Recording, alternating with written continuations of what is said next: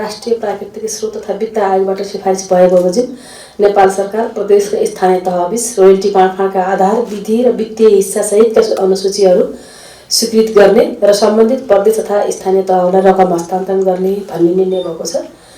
त्यसै गरेर उद्योग, वाणिज्य तथा आपूर्ति मन्त्रालयको प्रस्तावमा नेपाल आयल निगमको रिक्त कार्यकारी निर्देशक पदमा डाक्टर चन्द्रिका प्रसाद भट्टलाई नियुक्त गर्ने भन्ने निर्णय भएको छ।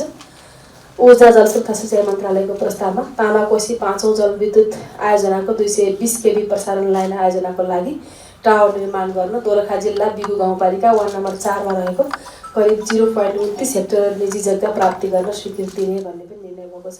ऊर्जा मन्त्रालयकै प्रस्तावमा डेडिकेटेड फिडर तथा ट्रङ्क लाइनबाट विद्युत उपभोग गर्ने ग्राहकहरूको विद्युत महसुल सम्बन्धी विवाद निरूपण गर्न नेपाल सरकार समक्ष प्रतिवेदन पेश गर्न गठित जाँचबुझ आयोगको म्याद थप 30 दिन थप गर्ने भन्ने पनि निर्णय भएको छ। र खानेपानी मन्त्रालयको प्रस्तावमा नेपाल सरकार र एसियाली विकास ब्याङ्क बीच भएको ऋण सम्झौता बमोजिम खानेपानी मन्त्रालय अन्तर्गत शहरी खानेपानी सरसफाई क्षेत्रगत आयोजनाले खरिद गरेका 4वटा सवारी साधनहरू खानेपानी तथा सरसफाई उपभोक्ता संस्था समितिहरूलाई हस्तान्तरण गर्न स्वीकृति दिने भन्ने पनि निर्णय भएको छ। गृह मन्त्रालयको प्रस्तावमा सशस्त्र द्वन्द्वमा घाइते भई अपाङ्गता भएका व्यक्तिहरूको अपाङ्गता प्रतिशत निर्धारण तथा पुनर्वापन कार्यविधि 2074 को अध्ययन गरी 2 महिनाभित्र परिमार्जित मस्यौदा पेश गर्न गृह मन्त्रालयको सचिवको संयोजकत्वमा सरकारवाला प्रतिनिधि समेत रहेको समिति गठन गर्ने भन्ने निर्णय भएको छ। र परराष्ट्र मन्त्रालयको प्रस्तावमा नेपाल र श्रीलङ्का बीच अफिसियल राजधानी बाहकहरूलाई भिसा आवश्यक नपर्ने विषयको सम्झौता स्वीकृत गर्ने र हस्ताक्षर गर्न अख्तियारी दिने भन्ने पनि निर्णय भएको छ। परराष्ट्र मन्त्रालयकै अर्को प्रस्ताव छ। The institute of foreign affairs Nepal and the foreign service academy of the ministry of foreign affairs government of Bangladesh to establish institutional relationship बीचको समझदारी पत्र स्वीकृत गर्ने र उक्त समझदारी पत्रमा हस्ताक्षर गर्न परराष्ट्र मन्त्रालयलाई अख्तियारी प्रदान गर्ने भन्ने पनि निर्णय भएको छ। र परराष्ट्रकै अर्को प्रस्ताव छ। श्रीलङ्कामा कैदीबन्दी जीवन बिताइरहेका नेपाली नागरिकहरू श्री चेतबहादुर थापा, श्री सुखबहादुर तामाङ र श्री टेकबहादुर तामाङको सजाय मानवीय आधारमा आम माफीका लागि अनुरोध गर्दै सम्माननीय राष्ट्रपतिज्यूबाट श्रीलङ्काका महामहिम राष्ट्रपतिज्यूलाई अनुरोध गरी पत्र पठाउनका लागि सम्माननीय राष्ट्रपतिज्यू समक्ष सिफारिस गर्ने भन्ने पनि निर्णय भएको छ।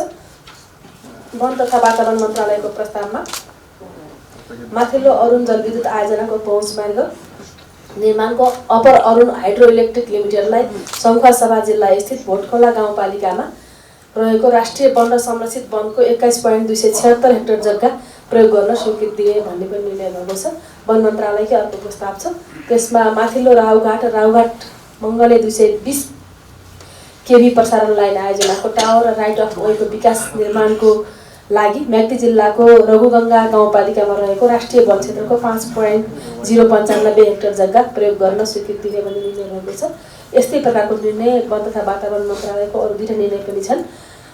डाँडाखेत राउघाट 132 केबी विद्युत प्रसारण लाइन आयोजना निर्माणको लागि म्याग्दी जिल्लाको रघुगङ्गा गाउँपालिका, बेनी नगरपालिका, मङ्गला गाउँपालिका, मालिका गाउँपालिका र धौलागिरी गाउँपालिकामा रहेको राष्ट्रिय वन क्षेत्रको कुल जम्मा 25.626 हेक्टर जग्गा प्रयोग गर्न स्वीकृति दिने, सुपर काबेली खोला, सुपर काबेली खोला, क्यास्केड र काबेली 3 जलविद्युत आयोजनाको 132 केबी विद्युत प्रसारण लाइन आयोजना निर्माणको लागि ताप्लेजुङ जिल्ला अन्तर्गत रहेको श्रीजङ्गा गाउँपालिका, सिद्धिङवा गाउँपालिका र पाथिभरा याङपरक गाउँपालिकाका साथै पाँचथर जिल्लाको हिलियाङ गाउँपालिकामा रहेको राष्ट्रिय वन क्षेत्रको कुल जम्मा 14.313 हेक्टर जग्गा प्रयोग गर्न स्वीकृति दिने भन्ने निर्णय भएको छ। यस्तै प्रकारको निर्णय सुपर आँखु खोला जलविद्युत आयोजनाको भौतिक पूर्वाधारहरू निर्माण गर्न धादिङ जिल्लाको रुबी भ्याली गाउँपालिकामा राष्ट्रिय वन क्षेत्रको कुल जम्मा 3.41 हेक्टर जग्गा प्रयोग गर्न स्वीकृति दिने भन्ने निर्णय भएको छ।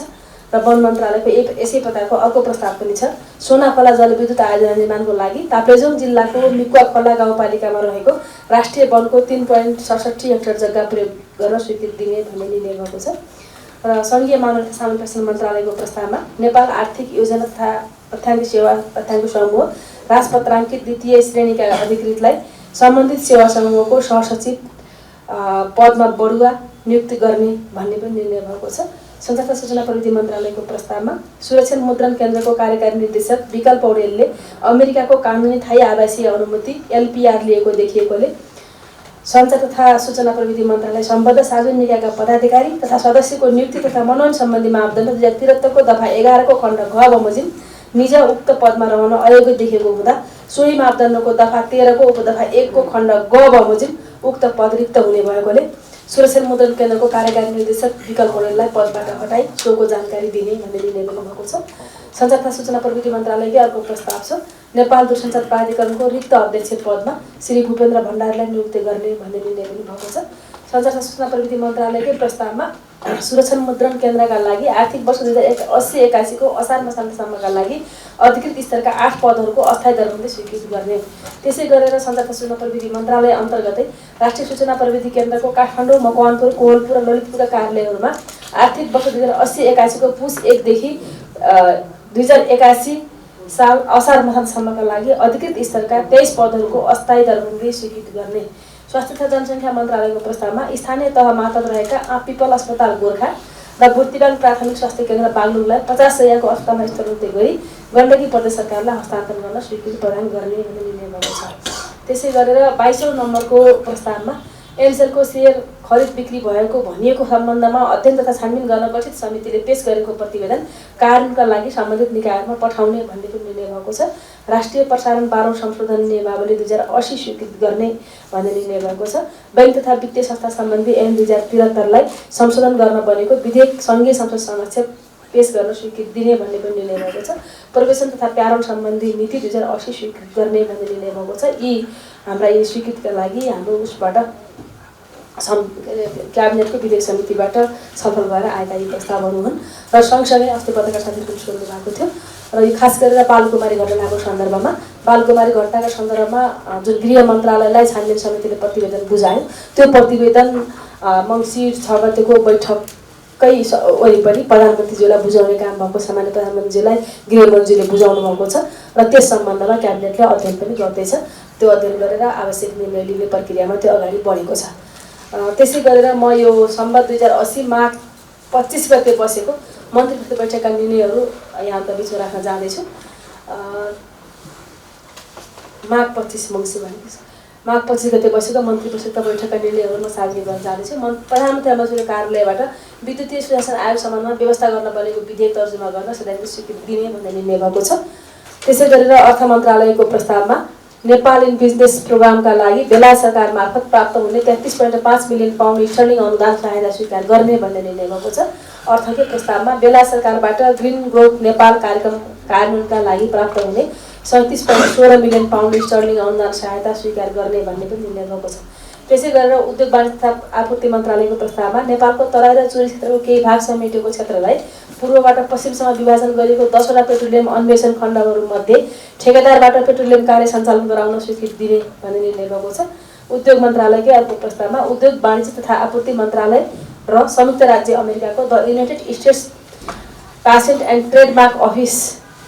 Patent and trademark office USPTO बीच बौद्धिक सम्पत्तिमा द्विपक्षीय सहकार्य गर्ने सम्बन्धी समझदारी पत्रको मसौदा स्वीकृत गर्ने भन्ने निर्णय भएको छ। उद्योग वाणिज्य तथा आपूर्ति मन्त्रालयकै प्रस्तावमा नेपाल र अस्ट्रेलिया बीच हुने trade and investment framework arrangement TIFA को मस्यौदा स्वीकृत गर्ने भन्ने निर्णय पनि भएको छ। कृषि तथा पशुपक्षी विकास मन्त्रालयको प्रस्तावमा श्रीलङ्काको कोलम्बोमा मिति 2080-11/7 देखि 10 गतेसम्म आयोजना हुने खाद्य तथा कृषि सङ्गठनको 37औं एसिया पेसिफिक क्षेत्रीय मन्त्री स्तरीय गोष्ठीमा कृषि तथा पशुपक्षी विकास मन्त्री डाक्टर बैदुराम भुषाललाई सहभागी हुन स्वीकृति दिने भन्ने पनि निर्णय भएको छ। र यस्तै कृषि मन्त्रालयको अर्को प्रस्ताव छ कालीमाटी फलफुल तथा तरकारी बजार विकास समितिको कर्मचारी सेवा शर्त नियमावली 2080 स्वीकृत गर्ने भन्ने निर्णय भएको छ।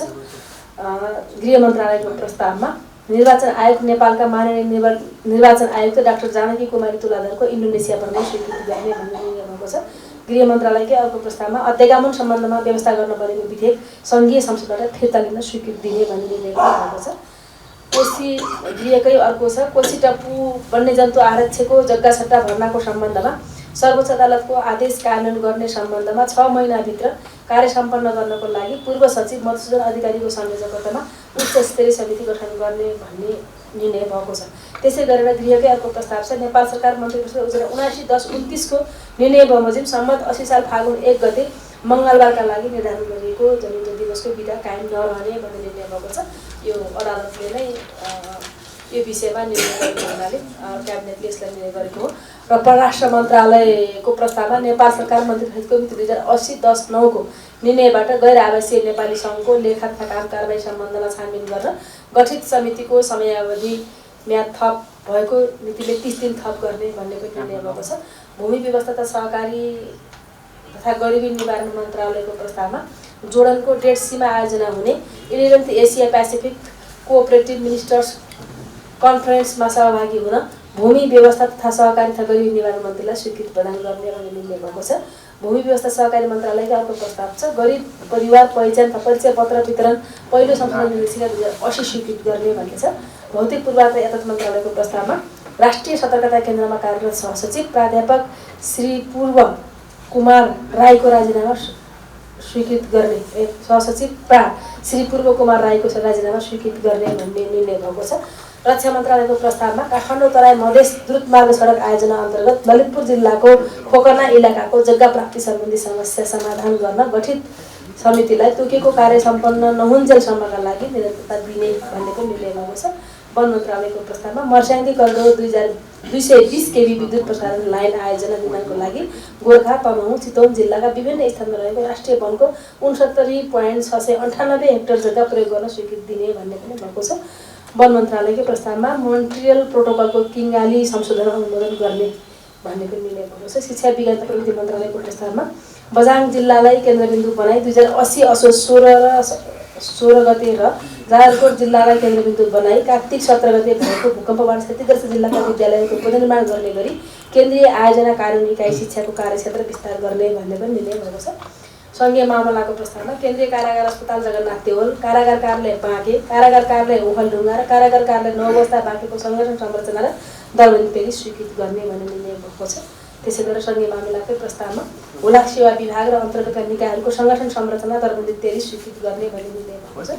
स्वास्थ्य तथा जनसङ्ख्या मन्त्रालयको प्रस्तावमा रामराजा प्रसाद सिंह स्वास्थ्य विज्ञान प्रतिष्ठान पूर्वाधार तयारी विकास समितिको अध्यक्ष पदमा महोत्तरी जिल्ला साबिक मनरा शिशुवा 10 निवासी डाक्टर परशुराम मिश्रलाई नियुक्त गर्ने भन्ने निर्णय भएको छ।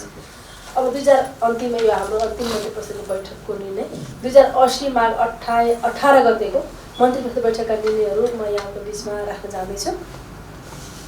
प्रधानमन्त्री दामोदर कार्यालयका प्रस्तावमा राष्ट्रिय योजना आयोगको सदस्य पदमा रौतहट जिल्ला निवासी श्री उमाशङ्कर प्रसादलाई नियुक्त गर्ने भन्ने निर्णय भएको छ। यो पहिले पनि सार्वजनिक भइ नै सकेको थियो।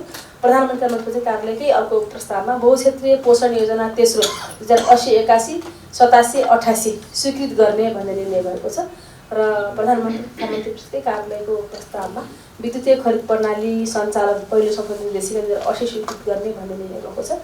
र प्रधानमन्त्री कार्यालयकै प्रस्तावमा फौजदारी न्याय प्रशासन अध्ययन तथा सुझाव कार्यदल गठन सम्बन्धी अवधारणा स्वीकृत गर्ने भन्ने निर्णय भएको छ। अर्थ मन्त्रालयको प्रस्तावमा सुरक्षित कारोबार ऐन 2063 सम्पन्न गर्न बनेको विधेयक सङ्घीय संसदमा पेश गर्न स्वीकृति दिने भन्ने पनि निर्णय भएको छ। उद्योग वाणिज्य तथा आपूर्ति मन्त्रालयको प्रस्तावमा नेपाल सरकार मन्त्री परिषदको निर्णयअनुसार मिति 2080-11-16 सम्म कार्यविधि रहने गरी म्याद थप भएको implementation agreement of China aid on oil and gas resource survey project in Nepal विषय सम्झौताको अवधि मिति 2080-11-16 देखि 1 वर्ष थप गर्ने भन्ने निर्णय भएको छ। उद्योग मन्त्रालयको प्रस्तावमा एजेन्सी संशोधन र एकीकरण पहिलो संशोधन नियमहरू 2080 स्वीकृत गर्ने भन्ने पनि भएको छ। उद्योग मन्त्रालयको प्रस्तावमा प्राइभेट फर्म रजिस्ट्रेसन 15 संशोधन नियमावली 2080 स्वीकृत गर्ने भन्ने भएको छ। ऊर्जा जलस्रोत तथा सिँचाइ मन्त्रालयको प्रस्तावमा नेपाल विद्युत प्राधिकरण काठमाडौँ उपत्यका प्रसारण प्रणाली विस्तार आयोजनाको लागि काठमाडौँ जिल्लाको मैतीदेवी, पुरानो बानेश्वर, 32 पुतली तथा आसपासको उपत्यका क्षेत्रमा आवश्यक पर्ने करिब 3 रोपनी जग्गा प्राप्ति गर्न स्वीकृति दिने भन्ने निर्णय पनि भएको छ। र परराष्ट्र मन्त्रालयकै प्रस्तावमा माननीय परराष्ट्र मन्त्रीको मिति 2080 माघ 26 देखि फागुन 2 सम्मको अस्ट्रेलिया तथा न्युजिल्यान्ड भ्रमण स्वीकृत गर्ने भन्ने निर्णय पनि भएको छ। भूमि व्यवस्था सहकारी तथा गरिबी निवारण मन्त्रालयको प्रस्तावमा नेपाल सरकारको नाममा दर्ता रहेको ललितपुर जिल्ला साबिक नगर वार्ड नम्बर 12 क किता नम्बर 365 क्षेत्रफल 24,811 रोपनी जग्गा मध्ये उत्तर पूर्वबाट 1,622 रोपनी जग्गा ललितपुर महानगरपालिका 12 नम्बर वडा कार्यालयको भवन निर्माणका लागि शर्तहरू पालना गर्ने गरी उपयोग गर्न स्वीकृति दिने भन्ने निर्णय भएको छ। युवा तथा खेलकुद मन्त्रालयको प्रस्तावमा फाप्ला अन्तर्राष्ट्रिय क्रिकेट मैदान तथा खेलग्राम पूर्वाधार विकास समितिमा अब 80-81 का लागि अनुसूचित बमोजिमका 4 राजपत्राङ्कित पदहरूको अस्थायी दरबन्दी स्वीकृत गर्ने भन्ने पनि निर्णय भएको छ।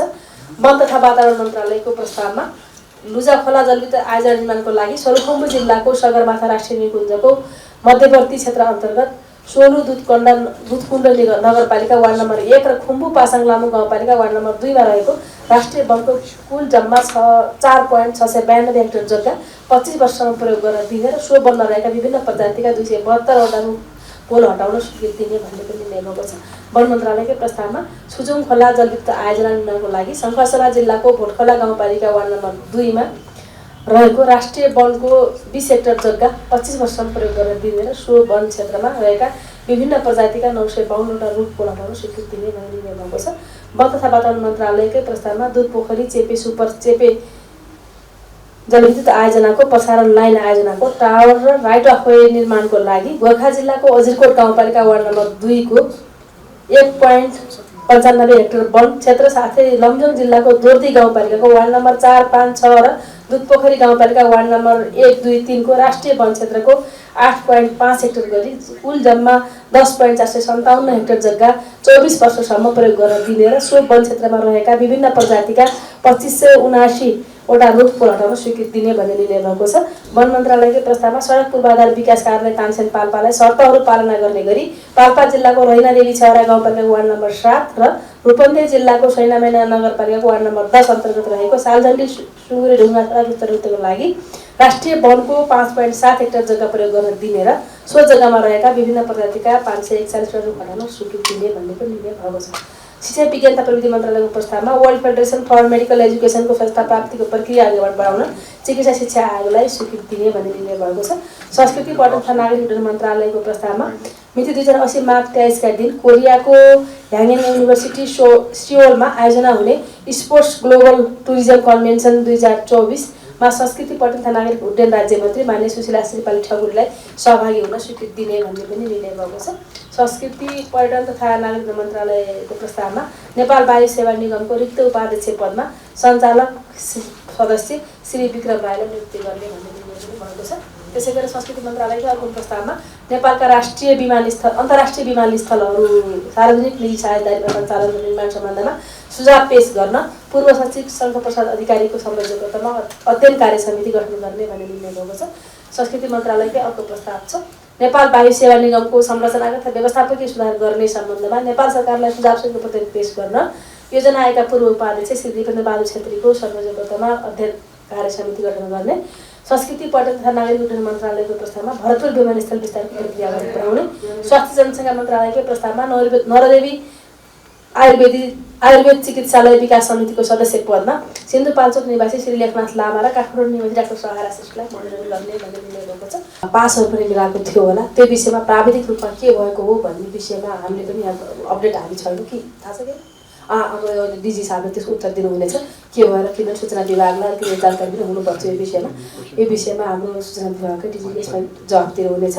र अर्को यो जुन यो सहकारीको विषय र अहिले हाम्रो दुर्गा प्रसादको विषयमा जे प्रश्न उठाउनुभयो सहकारीको विषयमा कार्यदलय बनाएर सरकारले यो सहकारीमा हुने व्यतिथिहरूको विषयमा सम्पूर्ण रूपमा छानबिन गरिरहेकै छ। त्यो छानबिन गरिरहने प्रक्रियामा अब को व्यक्तिप्रति केन्द्रित हुने भन्दा पनि यो समस्याप्रति केन्द्रित हुनुपर्छ भन्ने लाग्छ।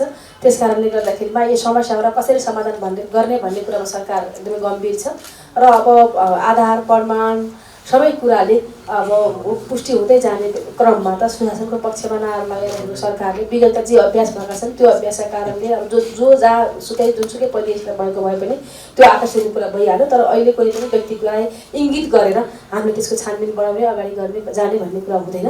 त्यहाँभित्रका समस्याहरू आएका गुनासाहरूलाई सम्बोधन गर्ने क्रममा त्यसलाई अगाडि बढाउने सम्बन्धित सरकारलाई निकायले भन्ने नै मलाई लाग्छ। त्यही अर्थमा बुझ्दिनु हुन अनुरोध गर्न चाहन्छु। अब यो अरू बाँकी व्यक्तिका विषयमा त कोही कसैसँग किन रहनु पर्छ, सरकार रहनु भन्ने कुरा पनि भएन। उठेका सडकमा उठेका जायज कुराहरू पनि छन् भने पनि सरकारले सुनिराखेकै छ, सुन्छ र सम्बोधन गर्छ। तर यदि सरकार के अरे एउटा आग्रहपूर्ण तरिकाले सडकमा उठिरहेका छन् भने त्यसलाई फेरि एउटा सम्झाएर बुझाएर नबुझेर हो भने सम्झाउने बुझाउने कुरा हुन्छ। अनि बुझी गरेको हो भने त्यो हाम्रो कानुनले हाम्रो नियमले हाम्रो संविधानले के भन्छ त्यो विषयमा त्यही अनुसार सरकार अगाडि बढ्ने कुरा हुन्छ। त्यसकारण यो विषयलाई अन्य नमान्नु होला। त्यसलाई हामीले कुनै व्यक्ति विशेषलाई भन्दा पनि हामीले चाहिँ यसलाई चाहिँ यो हाम्रो आफ्नो अहिले परम्परा, हाम्रो आफ्नो नियम, आफ्नो कानुन, आफ्नो संविधान अनुकूलै चल्ने कुराहरू हुन्छ र अनावश्यक कुरा अराजकता सिर्जना गर्ने कामहरू भइराखेकै छन्। हामी देखेकै छौँ, सडकमादेखि लिएर जतासुकै पनि भएका छन् र त्यसलाई हामीले सबैले यो नेगेटिभ न्यारेटिभ समाजमा स्थापित हुने कुरा राम्रो कुरा होइन, यसलाई पोजिटिभिटीमा बदल्नुपर्छ भन्ने लाग्छ र यसमा यो विषयमा मैले यति नै भने। र अर्को बाँकी जुन पञ्चायत सिंहको विषयमा कुरा उठाउनु भयो, मैले सुनेअनुसार बुझेअनुसार पञ्चायत सिंहले नै यो विषय स्पष्ट पारिसक्नु भएको छ, मैले कानुनलाई सहयोग गर्छु भनेर भन्नुभएको छ। र अर्को कुरा के हो भन्दाखेरि उहाँलाई जे आरोप लागेको छ त्यो आरोपमा मैले अब त्यो म त्यति बेला त्यहाँ थिँदा पनि थिइनँ भनेर उहाँले बाहिर इन्टरभ्यू पनि दिइराख्नु भएको छ। त्यसकारण सम्बन्धित सरकारवाला निकायले अब यो विषयमा अब छानबिन गर्दै पनि होला र फेरि उहाँले स्वयं म उपस्थित भएर मैले यसलाई कानुनलाई मैले सहयोग गर्छु, जान्छु, तर म निर्दोष छु भनिरहेका अवस्थामा कानुनी प्रक्रिया, कानुनको अनुसन्धानको प्रक्रिया अगाडि बढिरहेकै होला भन्ने म ठान्दछु। त्यस कारणले गर्दा यो विषयमा थप भन्नुपर्ने केही देखेको छैन। यदि अनुसन्धान र कानुनबाट पुष्टि भयो भने जोसुकै भए पनि, जेसुकै भए पनि कोही पनि व्यक्ति बचाउने भन्ने कुरा सरकारको त्यो विषय नै छैन। जोसुकै भए पनि सरकारले त्यसमा कन्जुसाइ के अरे त्यसमा एउटा अर्को खालको तरिकाले सरकारले सोध्दैन। त्यस कारणले गर्दा जोसुकै हुन्, ठुला मान्छे साना मान्छे जो भए पनि गर्ने कुरा हुन्छ। तर जहाँसम्म पञ्चायत सिंहको विषयको कुरा छ, यो कुरा स्वयं उहाँले नै स्पष्ट पारिसक्नु भएको हुनाले र फेरि एउटा अनुसन्धानको प्रक्रियामा पनि गइरहेको विषय भएको हुनाले यो विषयमा थप विषयहरू नबोल्दा नै उपयुक्त हुन्छ जस्तो लाग्छ मलाई।